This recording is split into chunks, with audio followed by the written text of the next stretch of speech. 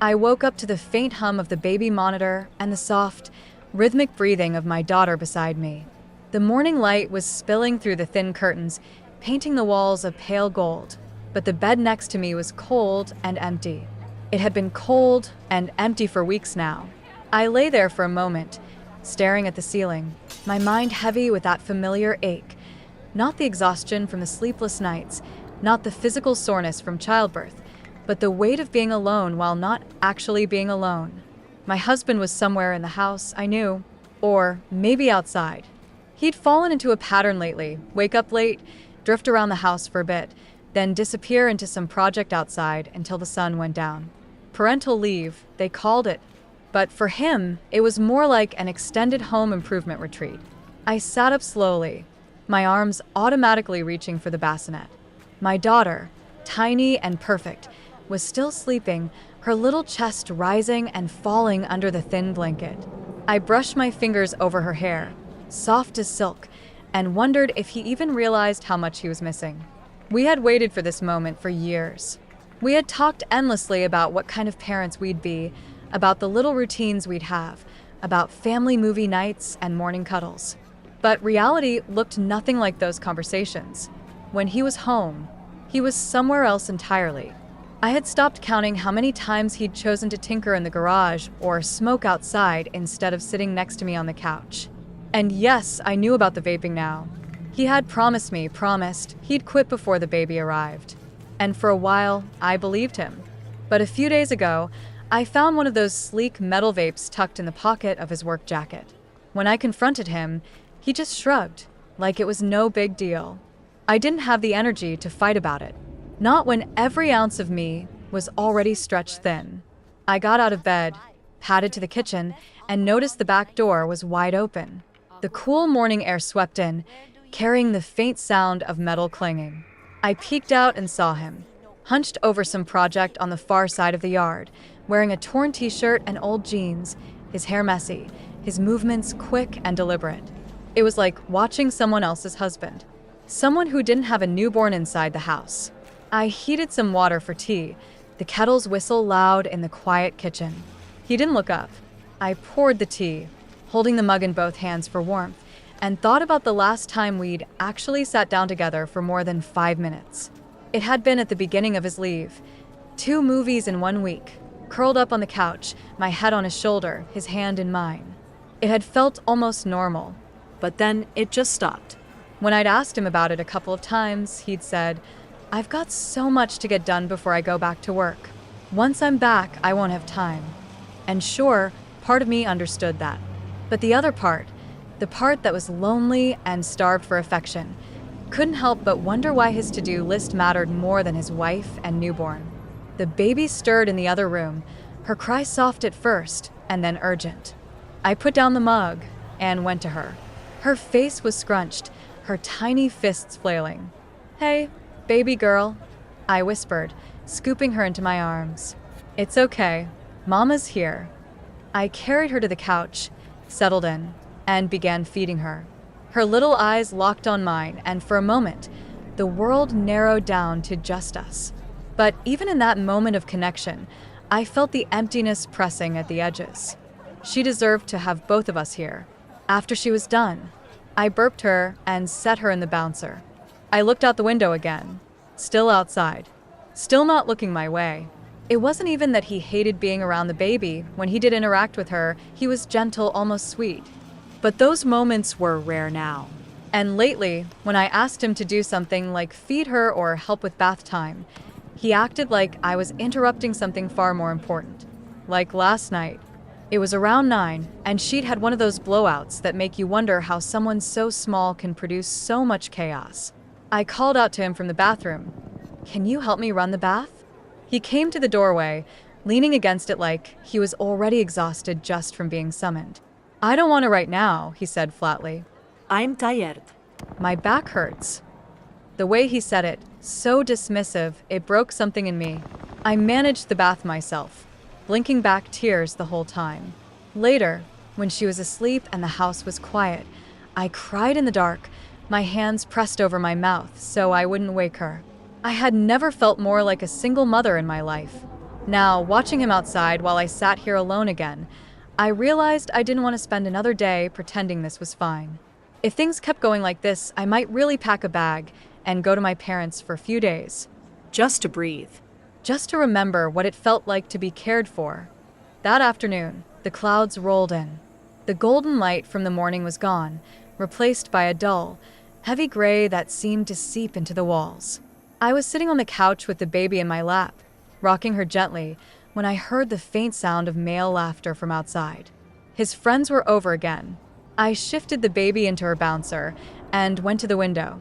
3 of them were standing near the garage, one holding a beer, another leaning against the hood of my husband's truck. He was smiling. Laughing even. It was a laugh I hadn't heard directed at me in I couldn't remember how long. A sharp ache settled in my chest. I wasn't jealous of his friends. I was jealous of the version of him they got to see. The easy, light-hearted man who used to be mine. When he came inside a couple of hours later, the smell of cigarettes and cold air clung to him. I was in the kitchen, rinsing bottles, when he walked past without saying a word. I turned off the water. "Hey," I said quietly. "Could you maybe spend some time with us tonight? Just watch a movie or something." He opened the fridge, grabbed a bottle of water, and took a long sip before answering. "I've still got a few things to finish outside," he said. "Maybe tomorrow." Tomorrow had become his favorite word. I just nodded because I didn't have the strength to push. The truth was, I was scared that if I pushed too hard, whatever thin thread was still holding us together would snap. After dinner, which I ate alone, standing at the counter while he worked in the garage, I put the baby to bed. The house was so quiet it almost felt abandoned. I sat in the nursery for a while, watching her sleep, listening to the soft sound of her breathing. My phone buzzed in my pocket. It was my mom. "Hey, honey," she said when I answered. "Just checking in. How are you?" The sound of her voice almost undid me. "I'm okay," I said, my throat tight. "You don't sound okay," she replied gently. I hesitated, then said, "I've been thinking about maybe coming to stay for a few days." There was a pause. "You know you're always welcome here," she said. "Bring the baby. We'll take care of you." Her words were warm, but they also made me feel a strange mix of relief and guilt. Relief, because I needed someone to take care of me. Guilt, because it felt like I was giving up. I told her I'd think about it, then hung up and sat there in the dim light of the nursery, my mind spinning. When he finally came inside that night, I was already in bed. He didn't join me right away. I heard him in the kitchen, then the sound of the garage door opening again. It was past midnight when he finally lay down next to me. I was half asleep, but I felt the bed dip under his weight, the faint scent of smoke on his clothes. He didn't touch me. I wanted to roll over, press my back against him, and feel some sort of connection, but I stayed still. I was tired of being the only one reaching out. The next morning, I woke to the sound of the baby crying. He was still asleep, his back to me. I got up, fed her, changed her, and sat on the couch, staring at the quiet television screen. I thought about the last time he had helped with bath time, the way he had smiled at her tiny feet kicking in the water. That smile felt like it belonged to another lifetime. Around noon, he came into the living room, rubbing his eyes. "Morning," he mumbled. "Afternoon," I replied. He gave me a look, but didn't respond. I wanted to tell him how I felt, how I was drowning in loneliness even though he was technically here. But the words caught in my throat. Instead, I said, "My mom invited me to stay for a few days." He paused, his hand halfway to the fridge door. "Why?" he asked, his tone flat. "I just think it might be good for me. And for the baby." He shrugged. "Do what you want," he said. Something inside me cracked at those 4 words. No protest. No concern.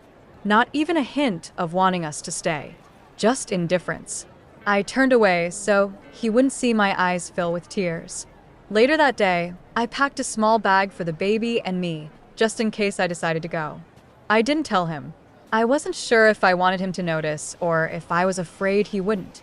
That night, the rain started. It wasn't a soft, gentle rain.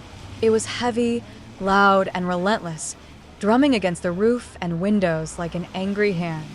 I sat on the couch with the baby asleep in my arms, the only light coming from the muted television. He was in the garage again. The sound of metal tools clinking occasionally broke through the storm, and I wondered how he could choose to be out there when this small, perfect human was here inside. When we were inside, around 9, I called out to him through the open back door. "Can you help me for a minute?" His voice came back, slightly muffled. "What is it?" "She needs a bath," I said. "It'll be quicker with both of us." There was a long pause, and then he stepped into the doorway, water dripping from his hair where the rain had caught him. "I'm tired," he said. "My back's been killing me all day." Something inside me twisted. "Tired?" I repeated quietly. "I'm tired too. I haven't had more than 2 hours of uninterrupted sleep in over a month." He looked away, shifting uncomfortably. "I'm doing a lot around here," he muttered. "Just because it's not the baby doesn't mean it's not work." I stared at him, my heart pounding. "I'm not saying you're not working," I said slowly. "I'm saying you're not here. For her. For me." His jaw tightened. "I'm here every day." "Physically, maybe," I said. "But not really." The silence between us was so thick I could hear the rain hammering against the gutters. Finally, he said, "You're overthinking it. Things will go back to normal once I'm back at work." I let out a bitter laugh. "That's the problem. When you're back at work, I'll see you even less." He didn't answer. Instead, he turned and walked back into the garage. I sat there for a long time after that, the baby still asleep against my chest, my tears mixing with the sound of the rain. By the time I put her down in her bassinet, I had made up my mind. I was leaving in the morning. Not forever. Not even for long. Just long enough to remind myself that I mattered. Long enough to breathe. The next morning, I woke before the sun. The house was silent except for the steady rhythm of the rain, which had slowed to a soft drizzle. I dressed quietly, then packed the last few things into the overnight bag I'd started days ago. The baby stirred when I lifted her from the bassinet, but didn't cry. I kissed her tiny forehead. "We're going on a little trip, sweetheart." When I walked into the kitchen, he was there, leaning against the counter with a mug of coffee. His eyes went to the bag in my hand. "You're really going?" "Yes," I said. My voice was calm, almost too calm. "For how long?" "A few days. Maybe a week." He set down the mug a little too hard. "So that's it? You're just leaving?" "I'm not leaving you," I said. "I'm taking a break from feeling like I don't exist." His mouth opened, then closed again. "You're being dramatic." I felt a flicker of anger. "No," I said, my voice firmer. "I've been swallowing my feelings for weeks. I've been trying to understand why you don't want to be here with us. And I can't do it anymore." He looked at me for a long moment, his expression unreadable. "Do what you need to do," he said finally. And just like that, it was decided. No plea for me to stay. No promise to try harder. Just quiet acceptance that felt colder than any argument could have been. The drive to my parents' house was short, but the silence in the car was thick. The baby slept in her car seat, her tiny mouth slightly open, her chest rising and falling in a rhythm that felt like the only steady thing in my life right now. When I pulled into my parents' driveway, my mom was already at the door. She rushed out into the drizzle, her arms wrapping around me before I could even get the baby out. "Oh, honey," she whispered. "You look so tired." I swallowed hard, blinking back tears. "I am." Inside, the warmth of the house wrapped around me like a blanket. My dad took the baby into his arms, his face soft with wonder. "Hi there, little one," he murmured. "We've missed you." I sat down on the couch, the weight of the past weeks finally pressing down on me. For the first time in a long time, I felt safe. The first night at my parents' felt unreal. I had put the baby down in the guest room crib my mom had set up, and for the first time in over a month, I knew that if I needed help, someone would be there without me having to beg for it. After dinner, my mom insisted I go take a long shower while she and my dad watched the baby. I stood under the hot water until my skin was pink, letting it wash away more than just the day. It felt like it was rinsing off weeks of frustration, loneliness, and silent resentment. When I finally crawled into bed, my body sank into the mattress like it hadn't in months. No baby monitor buzzing beside me. No tense silence from the other side of the bed. Just peace. The next morning, I woke to the smell of coffee and the faint sound of my mom humming in the kitchen. She was feeding the baby when I came in, her eyes lighting up. "Look who's up," she said softly. "She's been an angel this morning." I smiled, feeling a little lighter than I had in days. But when I checked my phone, there was a text from him. "How's the baby? No, how are you? No, I miss you." Just a direct line to the one thing we still shared. Me. She's good. Slept well. Mom's helping a lot. I waited for his reply, but none came. The silence from him didn't sting as much as it had the day before, but it still left a hollow feeling in my chest. By the afternoon, I was sitting in my parents' sunroom, rocking the baby while rain tapped against the glass. My dad came in and sat across from me. "You want to talk about it?" he asked gently. I hesitated, then nodded. "I don't even know where to start," I said.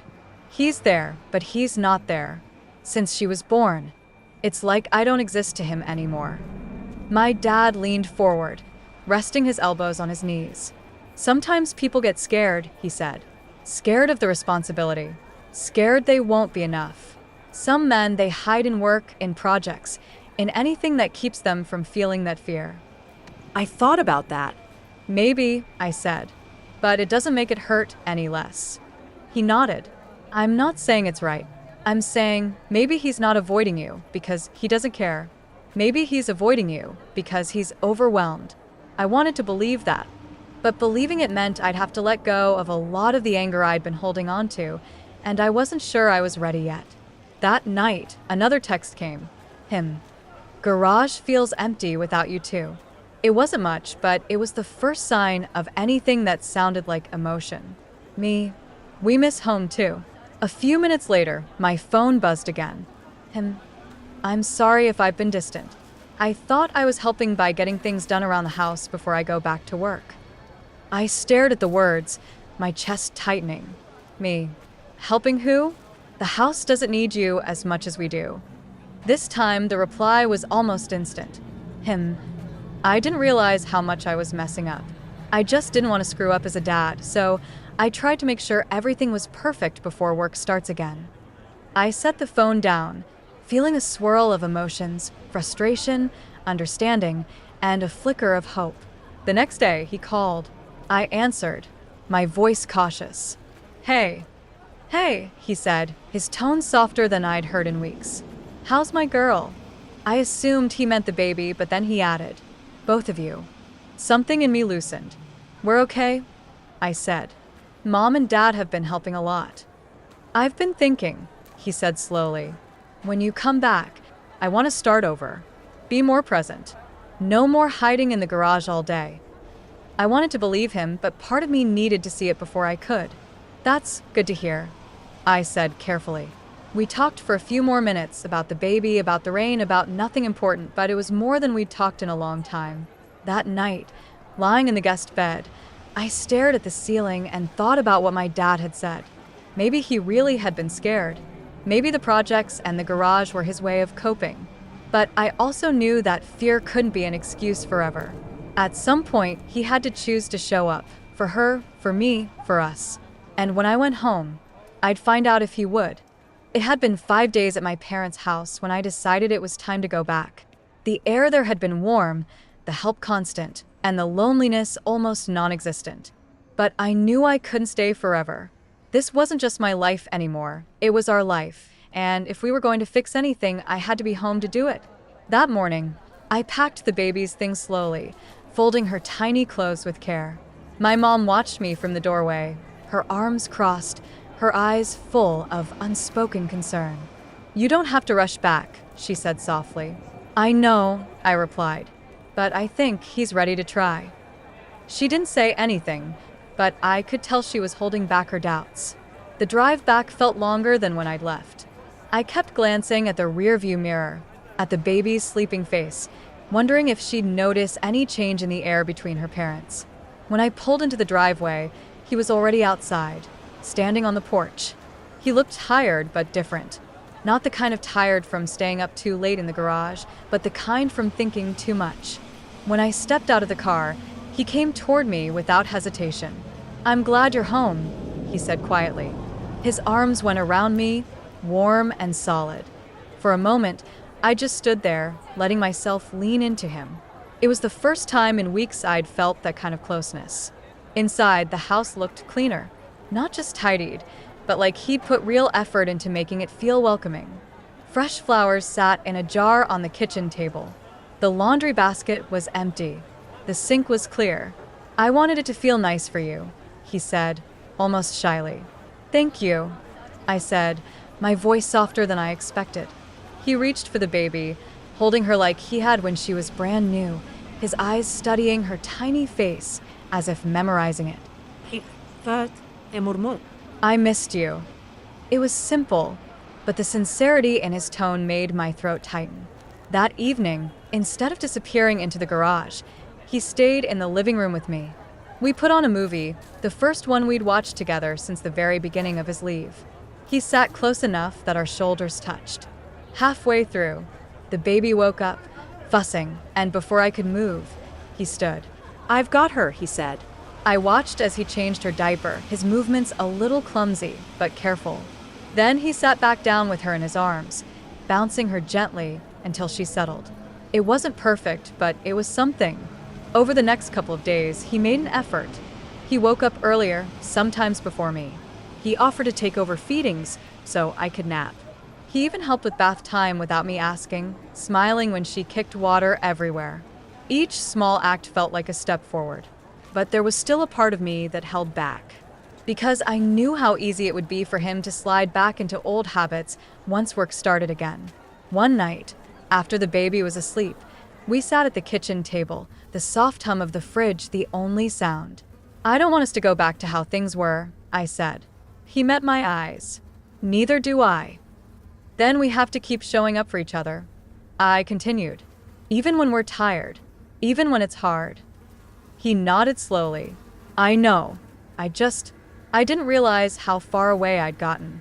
I thought keeping busy was helping, but I see now it was just me avoiding things I didn't know how to handle." I reached across the table, my fingers brushing his. "We're both figuring this out," I said, "but we have to do it together." For the first time in a long while, I felt like maybe we actually would. His return to work came faster than I expected. One moment, we were finding a new rhythm, learning how to be around each other again. The next, his alarm was going off at 6 in the morning, the soft beep slicing through the quiet like a warning bell. I lay there in the half-dark, listening to him move around the room, pulling on work clothes, his boots thudding softly on the floor. When he came to my side of the bed, he bent down and kissed my forehead. "I'll see you tonight," he whispered. It was simple, but there was a warmth in his voice I hadn't heard in months. The first day went smoothly. He texted me on his lunch break, a quick "how's my girl?" followed by "how are you?" And for once, I was included in the question. That night, he came home tired but still helped me feed the baby before taking a shower. We even sat together for a while before bed, talking about small things. It felt like maybe we could really keep this going. But by the third day, the fatigue was starting to show. He came home later than usual, his shoulders tense, his eyes heavy. When I handed him the baby, he held her, but his gaze drifted toward the garage window. I noticed it immediately. The garage, the place where he used to disappear for hours, where I lost him the first time. I didn't say anything that night, but a quiet worry took root in my chest. The fourth day, he texted, "Running late, big project at work." He didn't get home until after 9. By then, the baby was asleep, and I was sitting in the living room alone, the TV on, but my mind elsewhere. When he walked in, I smiled, but it felt small. "Tough day?" I asked. He nodded, dropping his bag by the door. "Yeah." "I'm beat."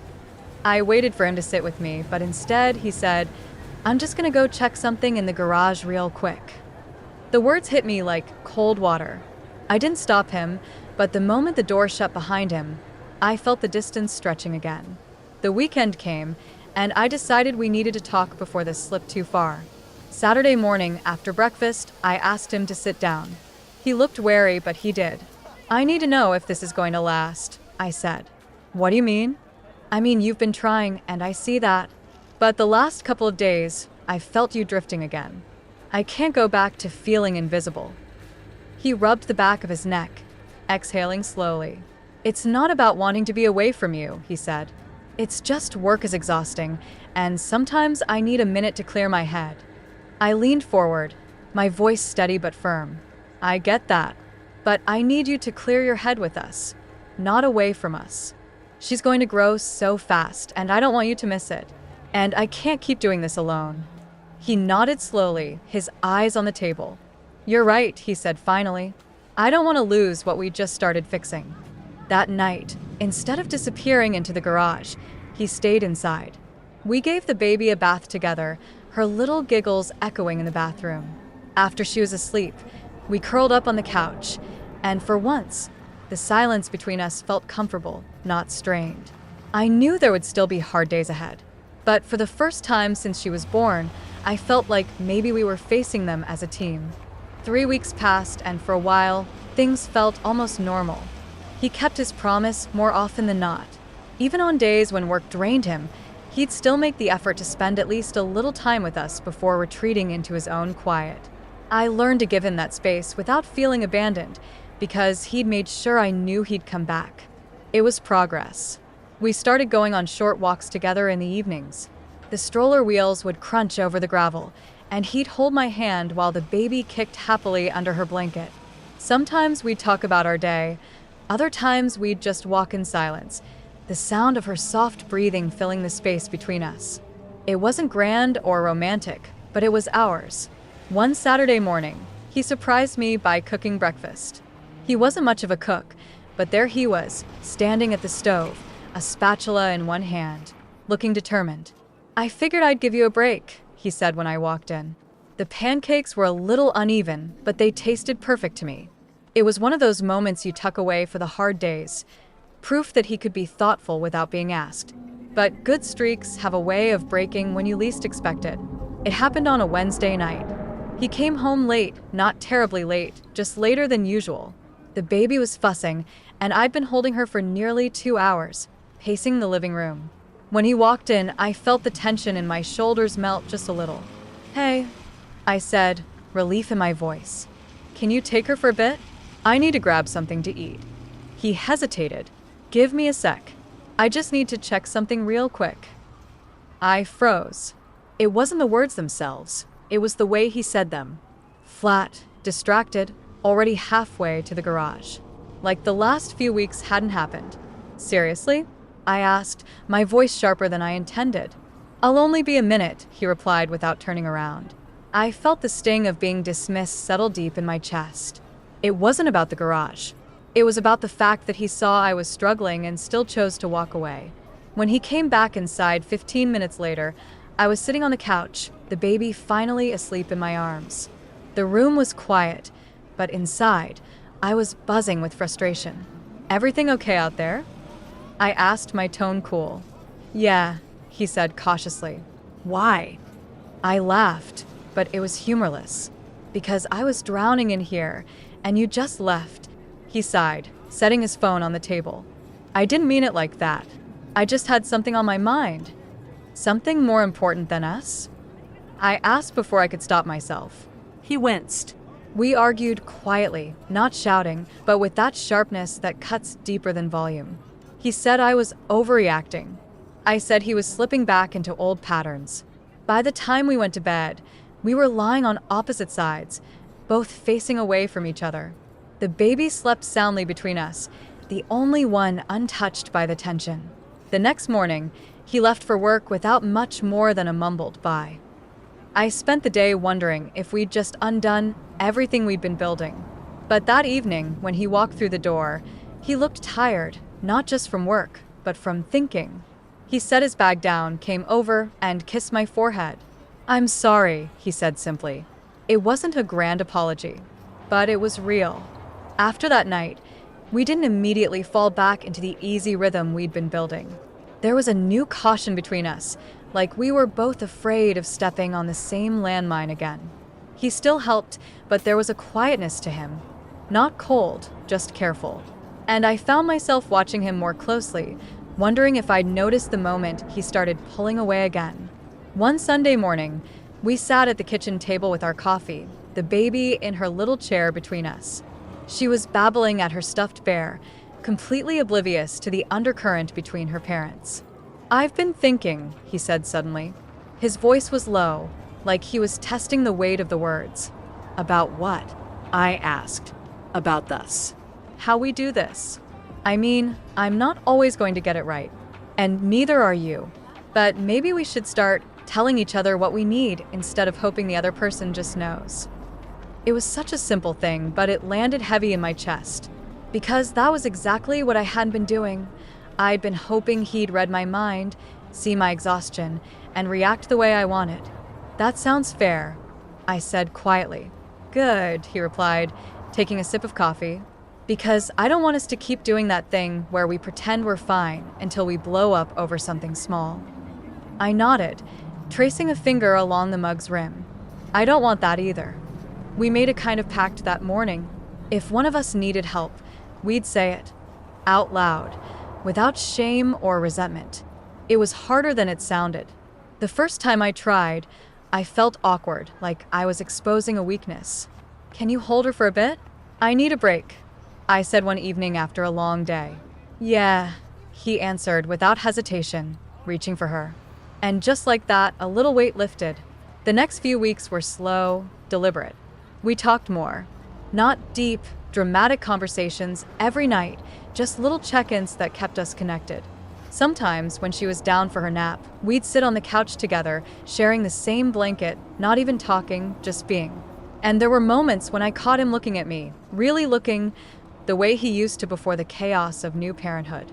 It made me feel like maybe we weren't just surviving, maybe we were starting to live again. But even with progress, I couldn't shake the feeling that we were walking on a thin layer of ice. One wrong step and the cold water beneath would swallow us. And I think he felt it too, because there was a restlessness in him, especially late at night. Sometimes I'd wake and find him sitting in the dark living room, scrolling through his phone or just staring out the window. When I'd ask what he was doing, he'd always say, "Couldn't sleep." One night, I joined him instead of going back to bed. The house was quiet, the street outside even quieter. "What's going on?" I asked gently. He hesitated before answering. Sometimes I think about how different everything is now, and I wonder if I'm enough." For you. For her. The words hit me harder than I expected, because I'd been thinking the exact same thing. "You are," I said firmly, moving closer until our knees touched. "But you can't measure enough by being perfect. Neither can I." He smiled faintly, like he wanted to believe me, but wasn't fully there yet. We sat in silence for a while, watching the shadows shift across the floor. And in that moment, I realized that we weren't just learning how to be parents, we were learning how to be us again. It started with a phone call on a rainy Thursday afternoon.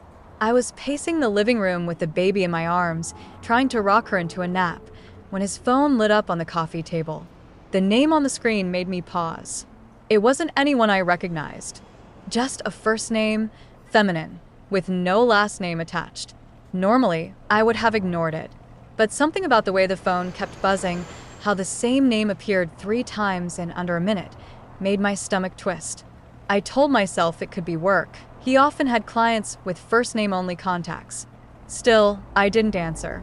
Instead, I set the phone back down, maybe a little harder than necessary, and focused on the baby. But the seed was planted. When he got home later, I watched him pick up the phone, glance at the screen, and then put it face down without opening it. "Who was that?" I asked, keeping my tone neutral. He hesitated for just a beat too long. "Someone from work," he said finally. "It's nothing. Nothing." I wanted to believe him, but that tiny pause had already done its damage. The next few days, I found myself noticing little things I'd never cared about before. How often his phone was on silent. How he'd step outside to take certain calls, even when the weather was awful. How his eyes sometimes flicked toward the screen when a notification appeared, even if he didn't pick it up. It wasn't like him. Or maybe I was only just now seeing it. I tried to push the thoughts away, but they kept circling back at the worst times during feedings while folding laundry in the middle of the night when the house was too quiet. It wasn't just jealousy. It was the fear that the fragile truce we'd built could shatter over something I didn't see coming. One evening, after the baby was asleep, I decided to ask again. Directly. Is there something going on that I should know about? He looked up from his laptop, startled. What do you mean? That number. The calls. You've been different. He sighed and leaned back in his chair. It's nothing like that. She's a client, well, sort of. Someone I used to work with on a project. She's going through a rough time, and she's been calling for advice. Advice? I repeated, my voice flat. Yes. That's all. I should have told you earlier, but it didn't seem important. I wanted to believe him. And maybe I did, mostly. But there was still something that didn't sit right. Not because of what he'd said, but because of how carefully he'd said it. Like he was choosing each word to fit exactly into the space I'd allow. We didn't fight about it that night. But the space between us, the one we'd been working so hard to close, stretched just a little wider. Days passed. The rain cleared, but the tension didn't. We were polite, functional, still working as a team with the baby. But our small touches, the casual hand on my back, the kiss on the forehead, had started to vanish. It felt like we were back at the edge of the same cliff we'd nearly fallen from weeks before. Then, one evening, I found him in the kitchen, staring at his phone with an expression I couldn't read. When he noticed me, he quickly locked the screen. And that was the moment something inside me snapped. I can't do this, I said, my voice shaking. If there's something happening, I need to know. Now. He set the phone down slowly and looked at me for a long time. Then, finally, he said, You're right. There's more to it, but it's not what you think. My heart pounded as I waited for him to continue. She's not just a client. She's someone I used to be close with. Years ago. Before you.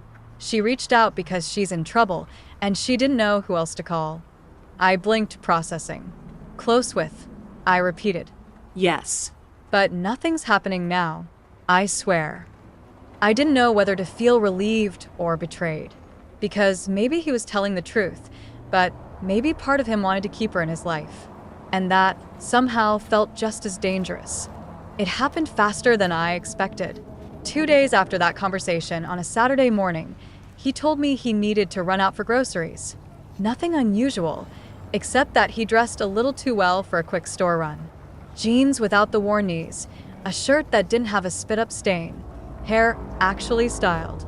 I told myself not to read into it, but the baby was napping and my mind wouldn't settle. An hour passed, then another. No call, no text.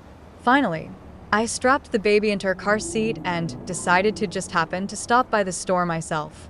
If he was there, fine. If not, at least I could get the diapers we were low on.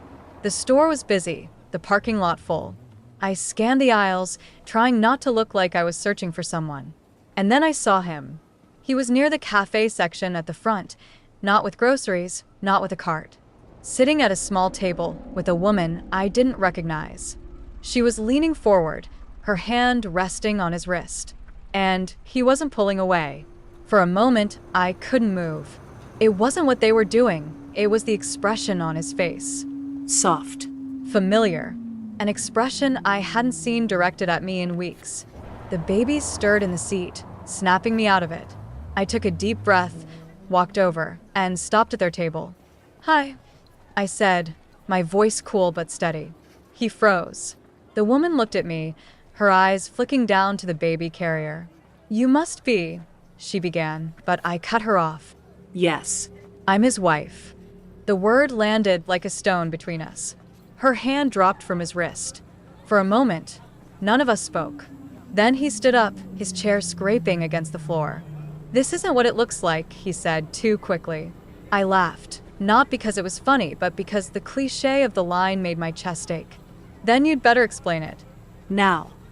He glanced around, clearly aware of the eyes on us from nearby tables. Let's go outside, he said. I followed, pushing the stroller, the woman trailing a few steps behind. Once we were by the car, he started. She's the one I told you about. She's in trouble, right? I finished. And you're here to what? Comfort her? Hold her hand. The woman spoke up then, her voice quiet but firm.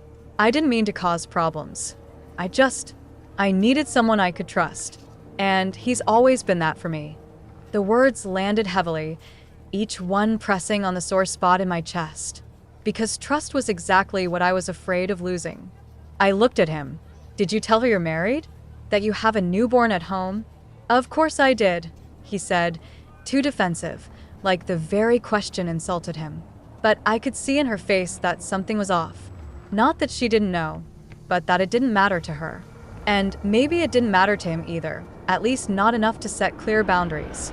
I didn't want to have this fight in a parking lot. So I turned, opened the car door, and buckled the baby in.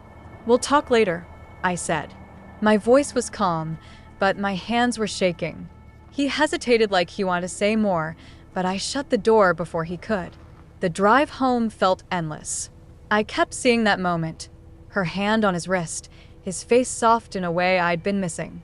When he walked in later, groceries in hand like nothing had happened, I realized we'd reached a point we couldn't step back from without something breaking. That night, after the baby's last feeding, I sat on the edge of the bed and told him, "This isn't about her. Not really. It's about us. And if we don't start being honest, completely honest, we're not going to make it." He sat across from me, silent, like he was deciding whether to tell me the truth or protect me from it. When he finally spoke, his voice was low. "Okay, then you should know. I wasn't planning to tell you everything." "Not planning to tell me everything?" I repeated slowly, the words like cold water on my skin. He ran a hand over his face, his shoulders hunched as though my gaze was too heavy to bear. "I didn't want to make you worry," he said finally. "Especially not now with the baby. But I've been seeing her for a reason." I crossed my arms, bracing myself. "She's in some kind of trouble, yes, you told me. But what kind of trouble requires secret meetings in cafes instead of telling your wife?" He exhaled sharply, like pulling the truth out would hurt. "She's my ex," he said at last. "From before you. She reached out a few months ago. Said she was dealing with something she couldn't handle alone. And you decided you were the one to handle it." I cut in. His silence confirmed it. The room felt suddenly too small, too warm. I stood, pacing to keep from shaking. "You could have told me from the start. You could have trusted me. Instead, you let me find out in the worst possible way." He leaned forward, elbows on his knees. "I thought if I told you, you'd think the worst. That you'd believe I still had feelings for her." I stared at him. "And do you?" His pause was short, but not short enough. "I care about her," he said finally. "But not like that. She's part of my past. Someone I once loved, yes. But what I feel now is obligation." I asked bitterly. "Or maybe guilt?" He didn't answer, and in his silence, I found mine. For a long moment, neither of us spoke. The baby's soft breathing from the bassinet was the only sound. I thought about the weeks since she was born, the exhaustion, the changes, the way every part of me had shifted to make space for this new life. I thought about how I'd been clinging to the idea that we were a team. And now, I wasn't sure if we'd been playing on the same side at all. Finally, I sat down across from him again. "I'm not going to tell you who you can or can't talk to," I said quietly. "But I will tell you this. Trust doesn't survive in shadows. If you want to be here, really be here, there can't be any more hiding. Not from me. Not from yourself." His eyes softened, maybe from guilt, maybe from love. "I hear you," he said. The days after that conversation were strange. We spoke more, but always with a layer of caution, like two people learning how to walk across thin ice without breaking it. He promised there would be no more secret meetings. And I promised to believe him, at least until he gave me a reason not to. Weeks passed. The baby began smiling, real smiles that lit up her whole face. We started finding a rhythm again, shared dinners, small jokes, touches that didn't feel forced. But every now and then, I'd catch him looking at his phone a little too long, and the memory of that cafe would flash behind my eyes. Trust, I realized, doesn't come back all at once. It has to be rebuilt, brick by fragile brick. One night, months later, I found an old photo tucked in the back of his desk drawer. It was of him and her, the woman from the cafe, years younger, smiling under a summer sun. I held it for a moment, then slid it back where I found it. Some things, I decided, didn't need to be destroyed to lose their power. The truth was, I didn't know if we'd make it forever. But for now, he was here. For now, we were choosing each other, day after day, even when it was hard. And maybe, just maybe, that was enough. At least for today.